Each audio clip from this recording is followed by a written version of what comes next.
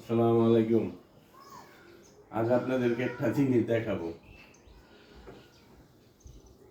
আসো আসো, দেখেন আমার মুরগির কি অবস্থা, কি করছে, কি কামড়া করছে আমার হাঁস এবং মুরগি। সবগুলো আমার পালিত দেশি হাঁস এবং মুরগির ডিম। মাশাআল্লাহ, আলহামদুলিল্লাহ। এই রোজার মাসে আজকে 6 রোজা চলতেছে, কেউ বিশ্বাস করবো আমার হাঁস মুরগির এই কামড়গুলো যে করছে?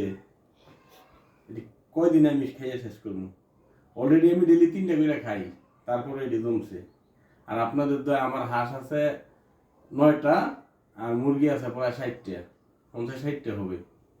তো দেখেন এই কাজটা করছে এই মুরগি, হাঁস মুরগি, এগুলোর নামে কি মামলা করবো থানার মধ্যে নাকি? আর কাজটা কি করছে দেখছেন নি? ডেলি 3টা কিন্তু আমি খাই, প্রত্যেকদিন 4 টাইমে আমি 3টা ডিম খাই। খাওয়ার পরে এটি জমছে। মাশাআল্লাহ, আলহামদুলিল্লাহ, আল্লাহর কাছে লাখ কোটি শুকরিয়া। এই রোজার মধ্যে আমার হাঁস মুরগি এই কামগুলা করতেছে। সবাই দোয়া করবেন, বেশি বেশি করে যেন ডিম দেয় হাঁস মুরগি এখানে।